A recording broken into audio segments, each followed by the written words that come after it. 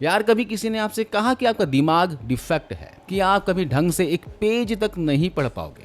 आज की कहानी उस लड़के की है जिसे स्कूल में डफर कहा गया क्योंकि उसे अक्षरों से डर लगता था। एक ऐसा लड़का जिसके लिखे हुए डायलॉग्स पर पूरी दुनिया तालियां बजा रही थी, पर उसका खुद का नाम पर्दे से गायब था क्योंकि एक बड़े बैनर ने उसकी स्क्रिप्ट चुरा ली थी। लेकिन दोस्तों, किस्मत का खेल देखो, जिस यूरी अटैक ने उनकी पूरी लाइफ बर्बाद कर दी थी, उसी अटैक को ढाल बनाकर उसने बॉलीवुड के सारे फेक स्पाई यूनिवर्स की धज्जियां उड़ा दी। आज इमोशन बॉक्स पर कोई फिल्मी हीरो की बात नहीं होगी, आज बात होगी उस आउटसाइडर की जिसने दिखा दिया कि जब एक कश्मीरी पंडित अपने रिवेंज मोड पर आता है तो बॉक्स ऑफिस पर आंधी नहीं सुनामी आती है। तो तैयार हो जाइए क्योंकि आदित्य धर की ये अनफिल्टर्ड दास्तान सुनने के बाद आपका दिमाग घूम जाएगा। 2006 में आदित्य मुंबई आए थे सिर्फ सपने लेकर, पर उनका दिमाग उनका दुश्मन था। उन्हें सीवियर डिसलेक्सिया था, मतलब लेटर्स उनके सामने नाचते थे। उन्हें बी और डी का फर्क समझने में घंटों लगते थे, पर इनके अंदर एक आग थी, कुछ बेहतर करने की आग। मुंबई आते उनके साथ जो हुआ वो सुनकर आपका खून खौल जाएगा। आदित्य ने एक स्क्रिप्ट लिखी थी, एकदम फ्रेश, रियल, और एक बड़े बैनर को उन्होंने स्क्रिप्ट दिखाई, पर उन्होंने स्क्रिप्ट रिजेक्ट कर दिया। पर कुछ सालों के बाद जब आक्रोश फिल्म रिलीज हुई तो आदित्य थिएटर में सन्न रह गए। पर्दे पर अजय देवगन वही बोल रहे थे जो आदित्य ने लिखा था, लेकिन जैसे तैसे वो साला लड़का बच गया।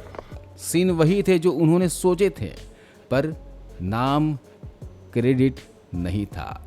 बिना पैसा, बिना नाम का उन्हें कैसा लगा होगा? दोस्तों, क्या लगेगा अगर आपकी मेहनत कोई और चुरा ले और उस पर 100 करोड़ कमा ले?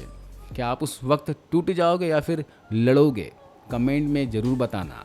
इसके बाद 10 साल तक आदित्य असिस्टेंट डायरेक्टर बने रहे, छोटे मोटे काम किए और फाइनली 2016 में करण जौहर ने उन्हें ब्रेक दिया। फिल्म थी रात बाकी। फवाद खान और कटरीना कैफ मेन लीड में थे। शूटिंग शुरू होने में बस 15 दिन बचे थे और अचानक यूरी अटैक हो गया। इंडो पाक टेंशन इतनी बढ़ गई कि पाकिस्तानी एक्टर फवाद खान को बैन कर दिया गया। फिल्म रुक गई। आदित्य फिर से रास्ते पर आ गए, पर इस बार उन्होंने रोने के बजाय जिद पकड़ ली। उन्होंने सोचा कि जिस अटैक से मेरी फिल्म रुकी, मैं उसी की स्टोरी पूरी दुनिया को बताऊंगा। अब आते हैं उस पार्ट पर जो बहुत कम लोग जानते हैं। यूरी की शूटिंग सिर्फ गोलियों और बम धमाकों के बीच नहीं हो रही थी, वहाँ एक खामोश इश्क भी शुरू हो रहा था, आदित्य और यामी गौतम का। यामी फिल्म में एक इंटेलिजेंस ऑफिसर का रोल कर रही थी, पर सेट्स पर लोग तब हैरान रह गए जब उन्होंने देखा कि भारत का सबसे बड़ा डायरेक्टर इतना हम्बल है।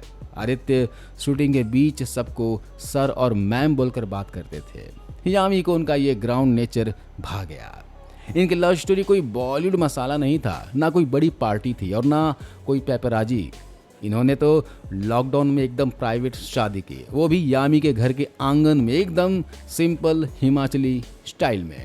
यामी ने कहा था कि उन्हें आदित्य की हॉनेस्टी से प्यार हुआ। जब आदित्य के पास कुछ नहीं था तब भी वो उनके साथ खड़ी थी। अब आपको क्या लगता है कि बॉलीवुड में आज भी ऐसी सिंपल लव स्टोरीज बची हैं या सब सिर्फ पीआर का दिखावा है? अब यहाँ पर यूरी की स्क्रिप्ट पास हो गई, पर बजट नहीं था। एक्शन सीन्स के लिए सिर्फ 9 स्टंटमैन थे। सोचो, पूरी फिल्म में वही 9 बंदे, कभी पाकिस्तानी बनते तो कभी आर्मी वाले।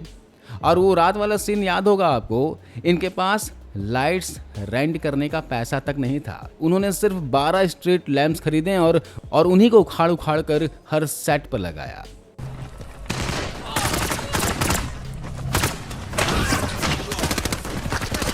इस जुगाड़ से बनी फिल्म ने 400 करोड़ कमाए और बॉलीवुड के सारे पुराने रिकॉर्ड्स तोड़ दिए।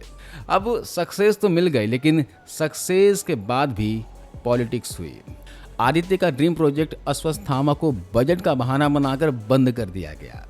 लोगों ने कहा कि आदित्य का टाइम चला गया, इतनी बड़ी फिल्म बंद हो गई। पर उन्होंने हार नहीं मानी, उन्होंने बनाया धुरंधर। यहाँ कोई फेक हीरो नहीं था जो हवा में उड़ता है, ये रियल स्पाई फिल्म है। रेड स्क्रीन वाला सीन याद है? बैकग्राउंड में 26/11 के रियल ऑडियो टेप्स चलते हैं, जहां पाकिस्तानी हैंडलर बोल रहा है कि इसे मारो।